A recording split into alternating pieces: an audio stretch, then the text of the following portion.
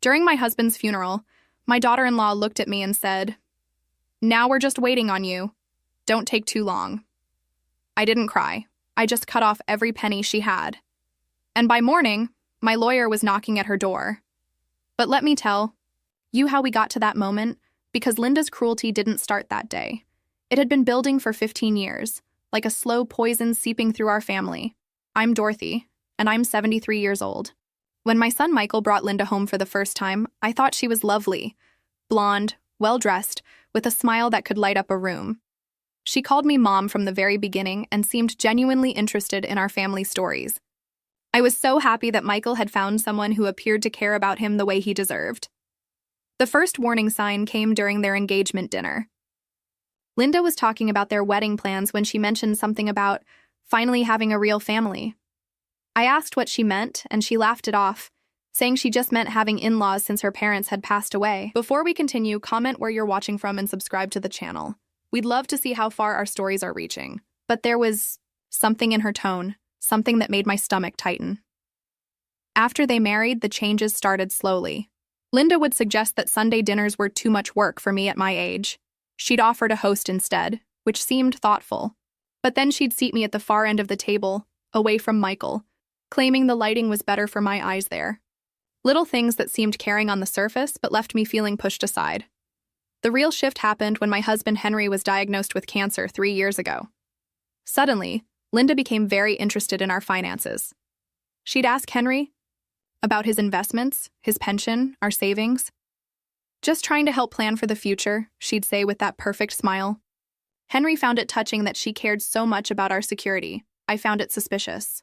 During Henry's treatment, Linda appointed herself as our primary caregiver coordinator. She'd drive us to appointments, organize medications, handle insurance calls. On paper, she was the perfect daughter-in-law.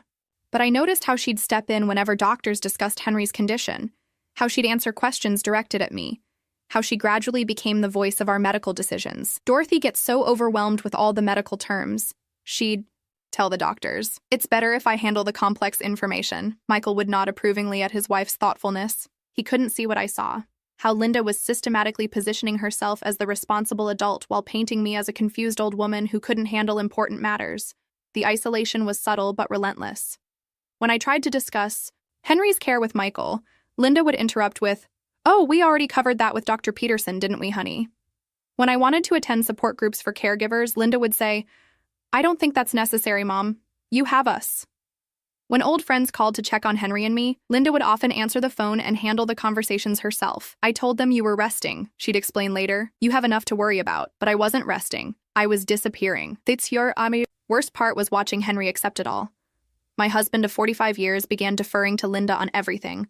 When I'd try to voice concerns about treatment options or care plans, he'd say, "Linda's already looked into that, Dorothy. She knows what's best." I felt like a stranger in my own life. Henry passed away on a Tuesday morning in October. Linda was there, of course, holding his hand while I sat in the chair beside his bed. She cried beautifully, the kind of graceful tears that made everyone comment on how devoted she was, how much she'd sacrificed to care for us. At the funeral home, she took charge of all arrangements. "Dorothy's too grief-stricken to handle these decisions," she told the funeral director while I sat right there. She chose the flowers, the music, even what Henry would wear. When I tried to suggest the blue tie Henry loved, Linda gently but firmly overruled me. "The gray one is more dignified for the service, Mom. Trust me on this." Michael hugged her afterward, whispering how grateful he was that I had her support during such a difficult time. He couldn't see that his wife had just erased me from my own husband's final arrangements. The funeral service was everything Linda wanted: elegant, somber, perfectly orchestrated. I sat in the front row like a prop, listening to people praise Linda's strength and devotion. Person after person told me how lucky I was to have such a caring daughter-in-law, if only they knew. After the burial, we returned to the funeral home. For the reception, I moved through the crowd like a ghost, accepting condolences and listening to more praise for Linda's selflessness. I was standing near the guest book when Linda approached me, her face composed in that expression of gentle concern she'd perfected. "I know this is hard, Dorothy," she said, placing her hand on my arm, "but we need to start thinking practically about your future." Something in her tone made me look up sharply. She glanced around to make sure no one was listening, then leaned Closer. The house is too big for you now. Michael and I think it would be best if you moved to that nice assisted living place we looked at. We can handle selling the house and managing Henry's affairs. You shouldn't have to worry about complicated financial matters at your age. My blood ran cold. The house Henry and I shared for 30 years? It's for the best, she said, her voice taking on that patient tone she used when explaining things to me like I was a child. You can't maintain a place that size alone. And honestly, Dorothy, we've been supporting you financially more than you realize. It's time to be realistic about your limitations. I stared at her, seeing clearly for the first time the calculation behind those caring gestures, the agenda behind all that helpfulness. Now we're just waiting on you, she continued, her voice barely above a whisper. Don't take too long. The words hit me like a physical blow. She wasn't talking about moving to assisted living. She was talking about my death. My daughter-in-law at my husband's funeral was telling me to hurry up and die. I didn't cry. I didn't scream. I didn't slap her across her perfectly made-up face, though every fiber of my being wanted to. Instead, I looked her straight in the eye and said, I think I'll surprise you, Linda. Then I walked away, leaving her standing there with that false smile frozen on her face. The ride home was silent. Michael drove while Linda sat beside him, occasionally reaching over to squeeze his hand. I sat in the back seat, invisible as always. But my mind was clearer than it had been in years. Linda thought she had won. She thought she had successfully maneuvered herself into position to inherit everything Henry and I had worked 45 years to build. She thought I was just a confused old woman who would quietly fade away. She was about to learn how wrong she could be. That night, alone in the house that suddenly felt too quiet, I did something I'd been avoiding for weeks. I went into Henry's study to sort through his papers. Linda had offered to handle this task multiple times, always with that concerned voice saying I shouldn't burden myself with such painful memories. Now I understood why she'd been so eager to take this responsibility from me. Henry's study had always been his sanctuary. A small room lined with bookshelves, his old leather chair by the window, and the oak desk where he'd paid bills and managed our finances for decades. I'd barely entered this room since he'd gotten sick. Linda had convinced me it was too emotional, too overwhelming. I started with the desk drawers, expecting to find the usual paperwork, insurance documents, bank statements, tax returns. But in the bottom drawer, pushed way to the back, I found something unexpected. A wooden box I'd never seen before, about the size of a jewelry case with a small brass lock. My hands trembled as I searched for the key. I finally found it taped to the underside of the drawer. Inside the box were letters, dozens of them, all in Henry's careful handwriting. The dates spanned the last 3 years, starting just after Linda had begun inserting herself into our medical care. I picked up the first letter with shaking hands. It was addressed to me, dated just 2 weeks after Henry's cancer diagnosis. My dearest Dorothy, it began. I'm writing this because I don't know how to say these things to your face. I see what's happening, and I'm ashamed that I don't have the courage to stop it. I sank into Henry's chair, my heart pounding as I continued reading. Linda means well, I think, but she's taking over our lives in ways that worry me. Today she told Dr. Martinez that you were too upset to hear the test results directly, so he should discuss them with her first. But Dorothy, you weren't upset. You were right there, asking intelligent questions, and she cut you off. I should have spoken up. I should have told the doctor that you're perfectly capable of hearing your own husband's diagnosis. But I didn't, and I hate myself for that weakness. Tears blurred my vision as I read on. Michael thinks Linda is being helpful, and maybe she believes she is too. But I watch her maneuvering around you, speaking for you, making decisions about our lives without consulting you. Yesterday, she scheduled my next appointment without asking either of us what day worked best. When you mentioned you had book club that day, she said, "Oh, I'm sure the ladies will understand if you miss one meeting." As if your commitments don't matter. I set the letter down, my hands shaking. Henry had seen it. He'd noticed Linda's manipulation from the beginning, but he'd said nothing. I picked up another letter, dated 6 months later. Dorothy, I'm getting sicker, and Linda's control is getting worse. She's convinced Michael that I need specialized care and that you're not equipped to handle complex medical decisions. She's been researching care facilities and showing Michael brochures when you're not around. I heard them talking yesterday about when it's time to move Dad. Not if, but when. My chest tightened with anger and grief. While I'd been trying to savor every moment with my dying husband, Linda had been planning his future without me. The next letter was even more devastating. Linda asked me about our will today. She was very casual about it, bringing it up while she was organizing my medications. She said she and Michael were wondering if we'd updated it recently since circumstances change when people get older. She suggested we might want to simplify things to make it easier for Michael to handle when the time comes. Dorothy, she was fishing for information about our finances, our assets, what Michael might inherit. I pretended to be too tired to discuss it, but it scared me. I realized my hands were clenched into fists. Linda hadn't just been positioning herself as our caregiver. She'd been conducting reconnaissance, gathering intelligence about what she stood to gain from Henry's death and my eventual demise. The letters continued chronologically, documenting Linda's increasingly bold attempts to control our lives. Henry wrote about how she'd started answering our phone, screening our calls, how she'd convinced Michael that visitors were too exhausting for us, effectively isolating us from friends and extended family, how she'd begun making comments about the house being too much for me to maintain alone. "She's building a case," Henry wrote in one letter. "Every conversation, every helpful suggestion, every time she speaks for us, she's building a case that we're incapable of managing our own lives. And the worst part is, Michael believes her. My own son looks at me now like I'm a burden that needs to be managed rather than his father who deserves respect." But it was the final letter that broke my heart completely. It was dated just 2 weeks before Henry died. "Dorothy, my darling wife of 45 years. I'm dying, and I'm terrified. Not of death itself, but of leaving you alone with Linda. I've been too weak, too sick, too afraid of conflict to protect you from her manipulations. I've let her convince everyone, including our son, that you're fragile and confused when you're actually stronger and sharper than any of us." He continued, "I've been secretly working with attorney James Morrison to make sure Linda can't get her hands on everything we've built together. There are documents she doesn't know about, provisions she hasn't planned for. I pray you'll never need to use them, but they're there if she tries to take what's rightfully yours." My breath caught. What documents? What provisions? The key to the safety deposit box is in my jewelry box, behind the photo of us on our wedding day. Box 247 at First National.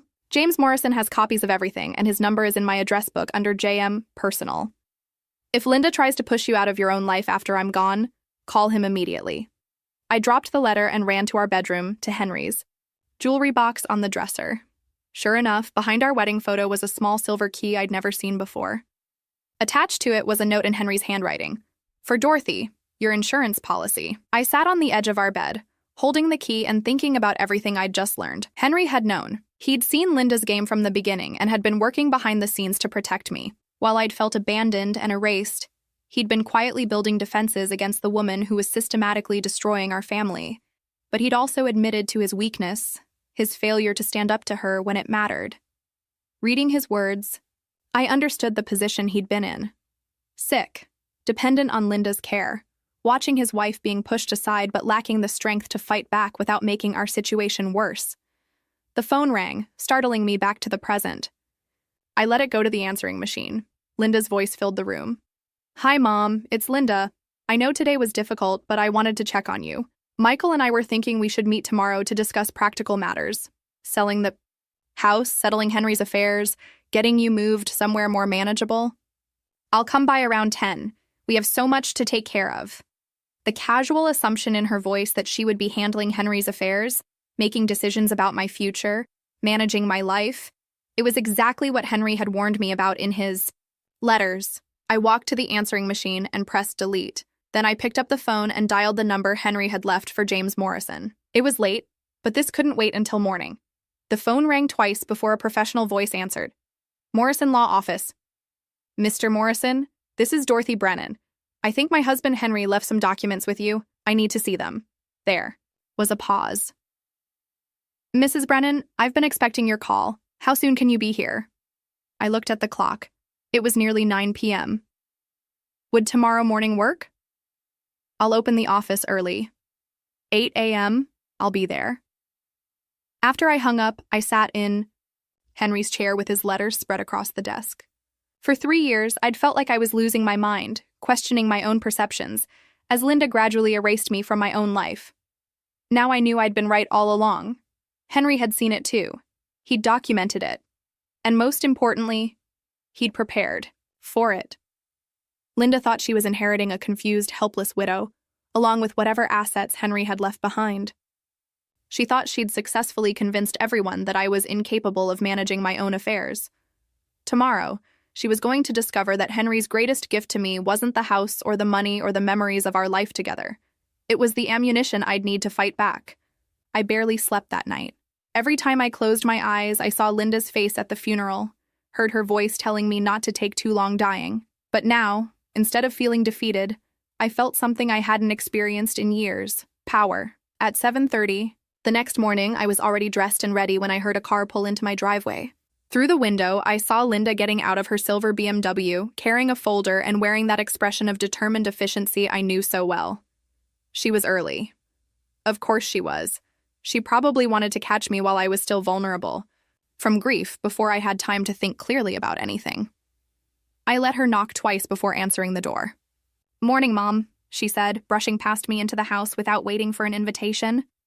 "I brought coffee and some pastries from that bakery you like. I thought we could have breakfast while we talk through everything."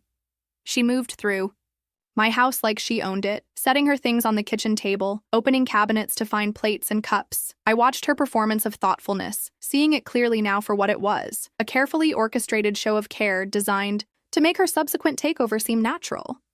"Linda," I said quietly, "I have an appointment this morning." She paused in her bustling. "An appointment? With whom?" "That's personal." Her smile tightened almost imperceptibly. "Mom, I don't think you should be making important decisions right now. You're grieving, you're emotional. Whatever it is, maybe Michael and I should handle it." There it was. The assumption that I was incapable.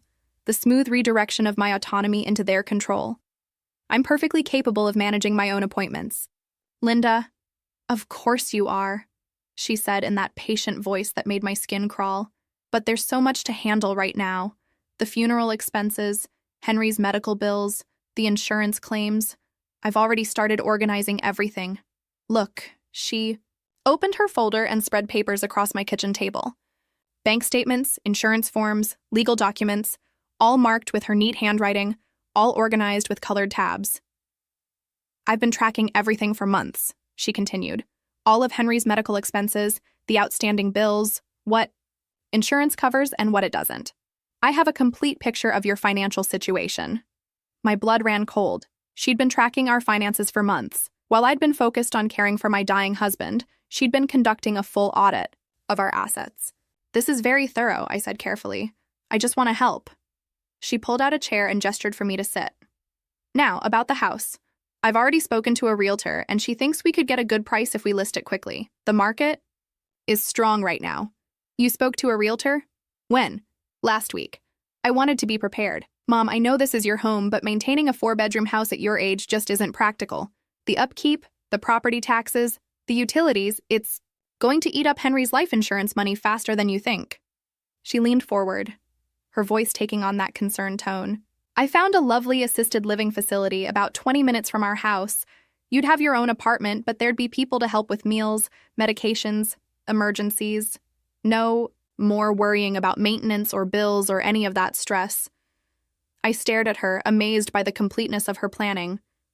She'd found a realtor, researched care facilities, organized our financial records, and planned my entire future, all while my husband was dying and I was grieving. "And the money from selling the house would cover the assisted living costs for years," she continued. Plus, Michael and I could visit all the time. You'd practically be part of our daily lives." "I already am part of your lives, Linda. I'm family." Something flickered in her eyes. "Of course you are. That's why we want to take care of you properly. The way you took care of Henry?" The words slipped out before I could stop them. Linda's expression shifted, just for a moment, before she recovered her composure. "I did everything I could for Henry. We all did. Yes, you certainly made all his medical decisions for him." "Dorothy, I think grief is making you confused about what actually happened. Henry needed specialized care that was beyond what you could provide. I was just trying to help coordinate things. The gaslighting was so smooth, so practiced. If I hadn't read Henry's letters, I might have believed her version of events. But I had read them, and I knew exactly what she'd been doing." "I need to leave for my appointment now," I said, standing up. "Mom, we really need to finish this conversation. There are time-sensitive matters here. Insurance claims have deadlines. The mortgage payment is due next week, and the realtor wants to list the house by Friday. I looked at her sitting at my kitchen table, surrounded by papers that documented my life, making plans for my future as if I weren't standing right there. The mortgage is paid off, Linda. Has been for 8 years. She blinked. What? The mortgage. Henry and I paid it off in 2015. There are no mortgage payments due. I watched confusion flicker across her face. She'd been so focused on organizing our current bills and expenses that she'd missed that crucial detail. Oh. Well, property taxes then. And insurance. The point is, there are ongoing expenses that I'll handle my own expenses. Dorothy, please be reasonable. You haven't managed finances in years. Henry took care of all that, and now I'll take care of it myself. I picked up my purse and headed for the door. Behind me, I heard Linda gathering her papers with sharp, angry movements. Fine, she said, her voice no longer patient and concerned. But when you get overwhelmed, when you can't handle it all, don't expect Michael and me to clean up the mess. There it was, the threat underneath all that fake care. Do what we want, or we'll abandon you when things get difficult. I turned back to look at her. I'll keep that in mind. James Morrison's law office was in a modest brick building downtown. I'd never met him before, but Henry had clearly trusted him with our most important secrets. The receptionist, a woman about my age with kind eyes, led me directly to his office. Morrison was younger than I'd expected, maybe 50, with silver hair and a calm demeanor that immediately put me at ease. He stood when I entered and shook my hand with genuine warmth. Mrs. Brennan, I'm so sorry for your loss. Henry was a good man, and he was very worried about protecting you. He left me letters, I said, settling into the chair across from his desk. They mentioned documents. Morrison nodded and pulled a thick folder from his desk drawer. Henry came to see me about 2 years ago. He was concerned about your daughter-in-law's behavior and wanted to make sure you'd be protected after his death. He opened the folder and pulled out several documents. This is Henry's actual will, dated 18 months ago. It supersedes any previous versions. I took the document with trembling hands. As I read, my breath caught. Henry had left everything to me, as I'd expected. But there were specific provisions I'd never imagined. Linda was explicitly excluded from any inheritance. The house, the investments, the life insurance, everything went directly to me with the stipulation that it could not be transferred to Michael or his spouse during my lifetime without my explicit written consent, witnessed by 2 independent parties. But the most stunning provision was at the end. If anyone attempted to have me declared mentally incompetent or tried to force me into assisted living against my will, they would forfeit any claim to inheritance permanently, and their children would also be excluded from any future bequests. Henry was very specific about this, Morrison explained. He'd observed concerning patterns in Linda's behavior and wanted to make sure she couldn't manipulate you or Michael into signing over your assets. Does Michael know about this? No. Henry was clear that this information should only be shared with you unless circumstances required otherwise. Morrison leaned forward. Mrs. Brennan, Henry also authorized me to take certain actions on your behalf if needed. If anyone tries to pressure you into selling your home or moving to care facilities, if anyone attempts to gain control of your finances, or if anyone suggests you're not competent to make your own decisions, I have the authority to intervene immediately. I stared at the documents, understanding finally why Henry had seemed so passive during his illness. He hadn't been weak, he'd been strategic. He'd let Linda think she was winning while he quietly built an impenetrable legal fortress around me. There's one more thing, Morrison said, handing me another document. Henry set up a separate account that Linda doesn't know about. It has enough money to cover your living expenses for several years, independent of any other assets. She can't touch it, can't trace it, can't even prove it exists. I felt tears starting to form. But they weren't tears of grief anymore. They were tears of gratitude for a husband who'd protected me even from beyond the grave. What do I need to do? I asked. Morrison smiled. Nothing right now. Just live your life exactly as you want to. But if Linda escalates her pressure, if she tries to force any decisions, call me immediately. Henry made sure you'd never have to fight this battle alone. I drove home feeling stronger than I had in years. Linda's car was gone, but she'd left her folder of financial documents on my kitchen table. Probably trying to intimidate me with the complexity of managing my own life, I gathered all her papers and dropped them in the trash. Then I sat down at Henry's desk and wrote Linda a note. I won't be needing your help with my finances or living arrangements. I'm quite capable of managing my own affairs. Please don't let yourself into my house again without permission. I put the note in an envelope and drove to her house, slipping it under her door. By the time I got home, My phone was already ringing. The phone rang 3 times before I answered it. I already knew who it was. Dorothy, what the hell is this note supposed to mean? Linda's voice was sharp, the patient caregiver act completely gone. It means exactly what it says. I don't need your help managing my life. Don't be ridiculous. You can't handle this alone. Do you have any idea how complicated Henry's financial situation is? The insurance claims, the investments, the tax implications? I'll figure it out. You'll figure it out? She laughed, but there was no humor in it. Dorothy, you haven't balanced a checkbook in 20 years. You don't even know what accounts Henry had. I know more than you think. There was a pause. I could practically hear her recalculating, trying to figure out where she'd lost control of the conversation. Look, I understand you're upset. Grief makes people want to assert independence when they should be accepting help, but I've already put hours of work into organizing your affairs. The realtor is expecting to hear from us about the listing. The assisted living facility is holding a spot for you. Cancel them both. I will not cancel them. Dorothy, someone needs to make responsible decisions here, and clearly it's going to have to be Michael and me. The threat was out in the open now. If I didn't comply, she'd bring Michael into it, turn my own son against me. She'd paint me as a stubborn old woman who couldn't accept reality. Linda, I want you to listen to me very carefully. I am not selling my house. I am not moving to assisted living. I am not turning my finances over to you. Is that clear? Crystal clear, she said, her voice ice cold. But when you can't pay your bills, when you forget to take your medications, when you fall down the stairs because you're too proud to admit you need help, don't come crying to us. She hung up. I sat there for a moment, marveling at how quickly she'd dropped the caring daughter-in-law mask once I'd stopped playing along. All that concern, all that helpfulness, it had been performance art designed to position herself as the responsible adult while making me look incapable. But I wasn't the confused old woman she thought I was. Thanks to Henry's preparation, I had weapons she didn't know existed. An hour later, Michael's car pulled into my driveway. I watched him walk up the front steps, his shoulders tense, his face wearing that expression he'd inherited from his father, the look of a man forced to deal with something unpleasant.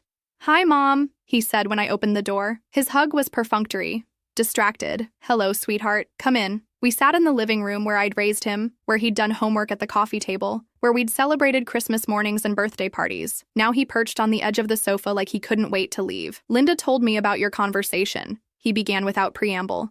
"Mom, I think you're making a mistake." "About what?" "About refusing help, about trying to handle everything alone. Dad's been gone one day, and you're already pushing away the people who care about you." I studied my son's face, looking for traces of the little boy who used to crawl into my lap when he was scared. But that boy was gone, replaced by a man who'd been convinced that his wife knew better than his mother about everything. "Michael, do you remember when you broke your arm in 3rd grade?" He frowned. "What does that have to do with anything?" "You were riding your bike too fast down Miller's Hill and you hit that pothole. I ran 4 blocks to get to you because I heard you screaming. I carried you to the car and drove you to the emergency room while you bled on my shirt. Mom, I don't understand why. I sat with you for 6 hours in that hospital. I held your hand while they set the bone. I slept in the chair next to your bed because you were afraid to be alone. And when you came home, I took care of you for weeks. I helped you eat, helped you get dressed, drove you to every follow-up appointment." Michael shifted uncomfortably. "You were a good mother. You still are. That's not what this is about, isn't it? Because right now you're telling me that I'm not capable of taking care of myself. You're saying that Linda, who's known me for 15 years, understands my needs better than I do." "Linda's just trying to help. She has experience with this kind of thing." "What kind of thing?" "Managing elderly parents, handling complicated financial situations. She helped her aunt transition to assisted living 2 years ago." I felt something cold settle in my stomach. "She told you that?" "Of course. She's dealt with this before. She knows what to look for, what signs to watch for." Signs. Linda had been training my son to see me as a collection of symptoms rather than as his mother. She'd been teaching him to look for evidence of my decline, my incompetence, my need for management. "What signs has she pointed out to you, Michael?" He looked uncomfortable. "It's not like that. It's just little things, like how you get confused about your medications sometimes." "I've never been confused about my medications. Linda said you missed taking your blood pressure pills twice last month. I didn't miss them. I took them at different times because of doctor appointments. Linda saw the pills in my purse and assumed I'd forgotten to take them. Michael frowned. She said you got lost coming home from the grocery store. I took a different route because of construction on Pine Street. I wasn't lost. I watched understanding begin to dawn in my son's eyes. Linda had been collecting innocent incidents and reframing them as evidence of my cognitive decline. Every small deviation from routine, every minor confusion, every normal sign of aging had been cataloged and presented to Michael as proof that I needed supervision. She's been documenting everything, hasn't she? I asked quietly. Michael's silence was answer enough. She keeps a notebook. She says it's important to track changes in behavior, in memory, in judgment. She says families often miss the signs because they don't want to see them. My heart broke for my son. Linda had convinced him that watching his mother for signs of incompetence was an act of love, a responsible way to protect me from myself. Michael, I want you to think about something. In the past year, have you ever seen me confused, disoriented, or unable to handle normal activities when Linda wasn't around? He was quiet for a long moment. No, he admitted finally. Have you ever witnessed me forgetting to take medications, getting lost, or making poor decisions when it was just you and me? No. Then why do these incidents only seem to happen when Linda is there to observe them? I watched my son's face as he processed this question, the doubt creeping in, the possibility that his wife hadn't been protecting his mother, but documenting her supposed failures. She loves you, Mom. She wants what's best for you. Does she? Or does she want what's most convenient for her? Michael stood up abruptly. I can't do this right now. Dad just died yesterday, and instead of pulling together as a family, we're having this conversation. You're right. We should be pulling together. But Linda made it clear yesterday that she's not interested in including me in this family. She's interested in managing me until I'm no longer a problem. She didn't say that. She told me not to take too long dying, Michael.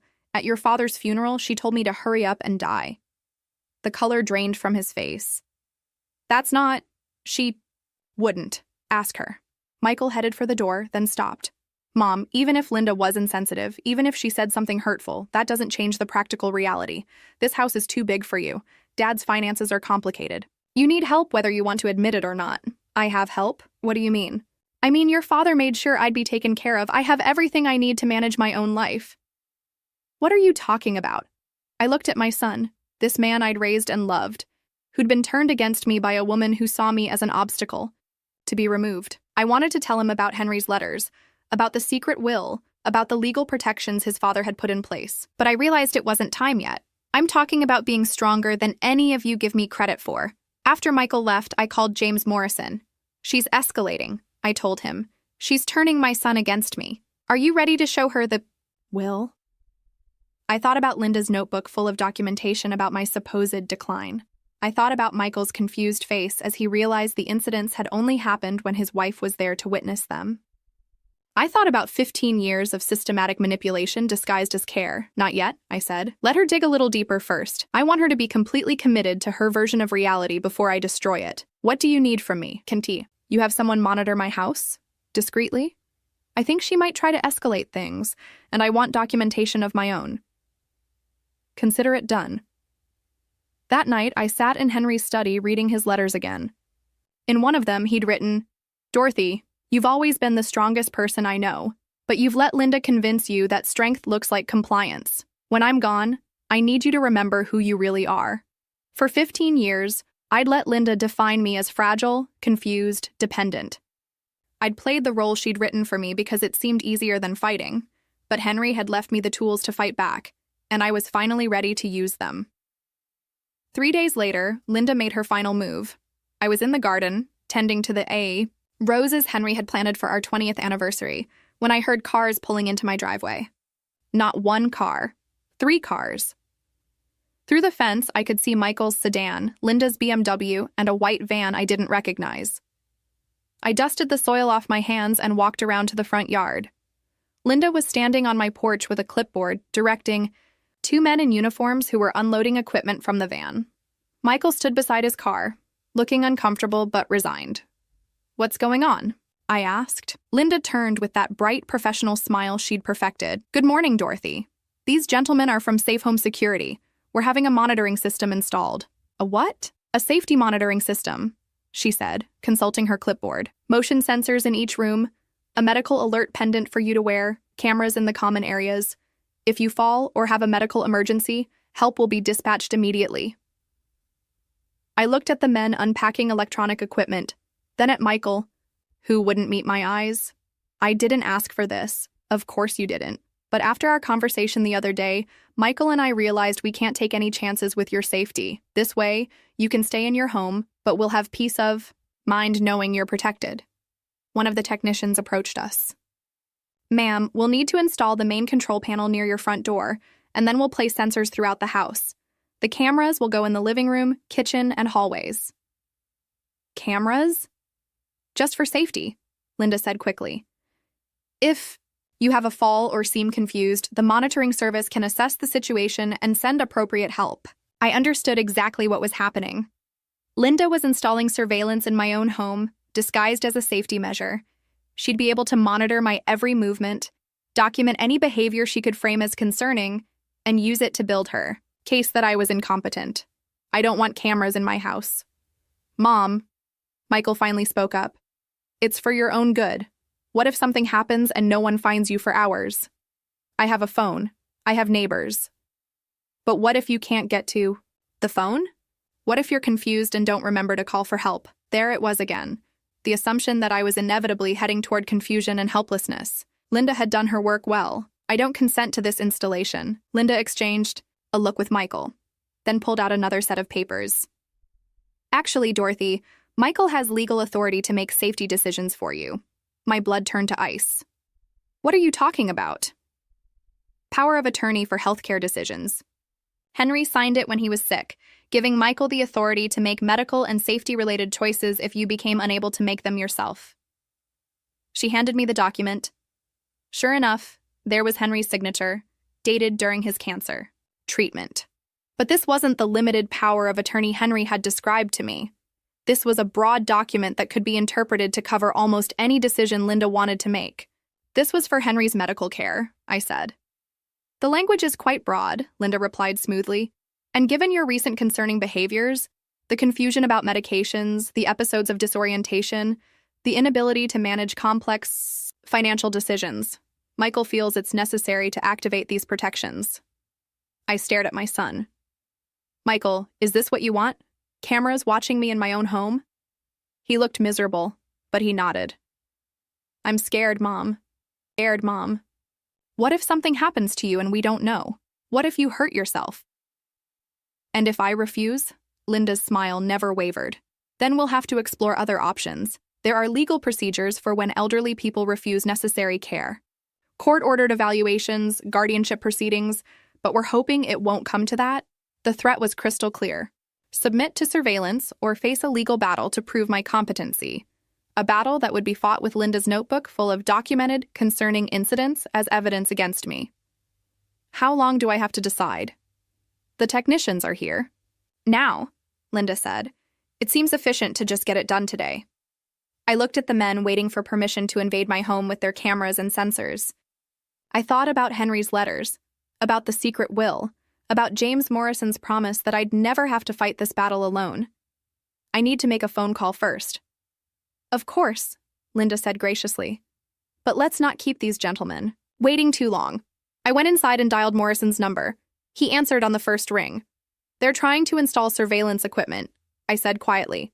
They're using a power of attorney document as justification. Are you ready? He asked. I looked out the window at Linda directing the technicians, at my son standing helplessly by while his wife orchestrated my transformation into a monitored patient. I'm ready. Give me 20 minutes. I hung up and returned to the side porch. The installation will need to wait. Linda's patience was finally wearing thin. Dorothy, you're being unreasonable. This is a simple safety measure. And I said it will have to wait. For what? For my attorney to review the power of our attorney document. Linda blinked. Your attorney? James Morrison. He handled some matters for Henry, and now he's handling some matters for me. I watched Linda and Michael exchange glances. They clearly hadn't expected me to have legal representation. Mom, Michael said, You don't need an attorney for this. It's just a safety system. If it's just a safety system, then there shouldn't be any legal issues with having my attorney review the documentation first. The technicians were looking increasingly uncomfortable, standing in my driveway with their equipment while a family dispute unfolded around them.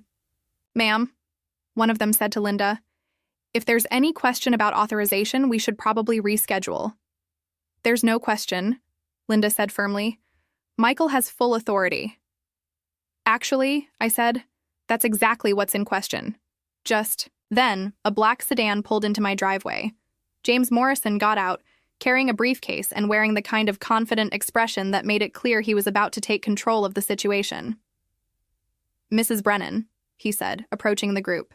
"I came as soon as you called." Linda stepped forward. "I'm Linda Brennan, Dorothy's daughter-in-law. This is my husband, Michael. We're just trying to install some safety equipment for Dorothy's protection." Morrison smiled politely. "I understand. May I see the power of attorney document you're using as authorization?"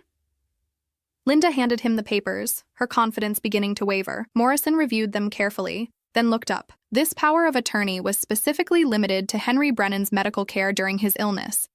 It terminated upon his death. But surely the safety provisions. There are no safety provisions in this document that would authorize surveillance equipment in Mrs. Brennan's home against her wishes. The silence stretched out for several long seconds. Then Linda's composure finally cracked. "This is ridiculous. Dorothy can't live alone safely. She's confused. She's forgetful. She makes poor decisions. Someone needs to take responsibility for her care." Morrison opened his briefcase and pulled out a thick folder. "Actually, Mrs. Brennan has been making excellent decisions about her care, including the decision to have a comprehensive competency evaluation done 3 days ago." My heart jumped. I hadn't had any evaluation done. Morrison continued. "Dr. Patricia Webb, a geriatric psychiatrist, conducted a thorough assessment of Mrs. Brennan's cognitive function, decision-making capacity, and ability to live independently. Would you like to see the results?" He handed Linda a document. As she read it, the color drained from her face. "The evaluation shows Mrs. Brennan to be fully competent, with excellent cognitive function and sound judgment. Dr. Webb found no evidence of confusion, memory loss, or diminished capacity." Linda looked up from the report, her eyes wide. "This is impossible. I've documented dozens of incidents." "Yes, I'm sure you have," Morrison said calmly, "and I'd be very interested to see that documentation. In fact, Mrs. Brennan has some documentation of her own that might interest you." He pulled out another folder, this one much thicker. "Letters from her late husband, detailing his observations of your behavior over the past 3 years. Bank records showing unauthorized access to financial information, and a will that might surprise you." Linda's hands were shaking now. "What will?" Morrison smiled. "Henry Brennan's actual last will and testament, dated 18 months ago. Perhaps we should discuss it inside?" We moved inside, leaving the bewildered technicians to pack up their surveillance equipment. Linda sat rigidly on my sofa, clutching her notebook like a lifeline. Michael looked shell-shocked. Morrison spread the will across my coffee table. "Henry Brennan's final will. Everything goes to Dorothy, with specific provisions." Linda's voice was barely a whisper. "What provisions?" "Linda Brennan is explicitly excluded from any inheritance. Any attempt to have Dorothy declared incompetent results in permanent forfeiture of Michael's inheritance as well." Michael's face went white. "Dad wrote that?" Morrison nodded. "Your father was protecting your mother from exactly what you tried to do today." I watched Linda's world crumble as she realized her 15-year campaign had been anticipated and countered. "Michael is still Henry's son," she said desperately. Morrison looked at Michael. "The will includes a rehabilitation clause. If he demonstrates genuine respect for his mother's autonomy, his inheritance can be restored." Michael turned to me, tears in his eyes. "Mom, I'm so sorry. I thought we were protecting you. You were protecting Linda's interests," I said quietly. "She convinced you I was failing so she could take control." Linda stood abruptly. "This is insane.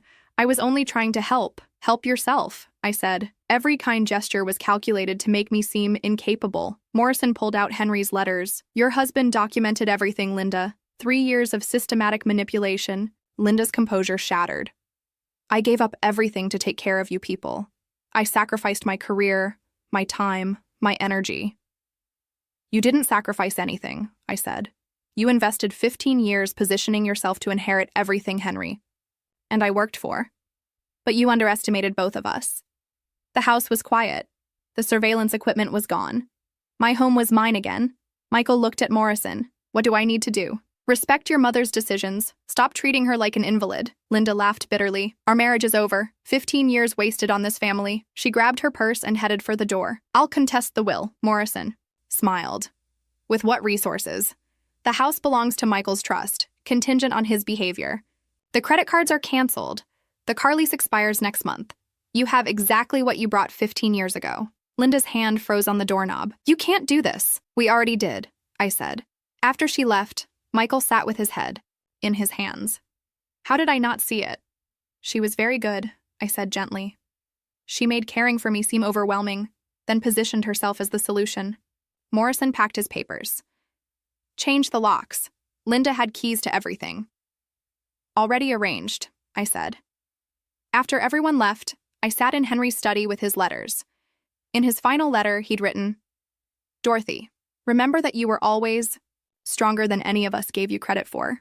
He was right. For 15 years, I'd let Linda convince me I was fragile, dependent, incompetent. I'd played the role she wrote because fighting seemed harder.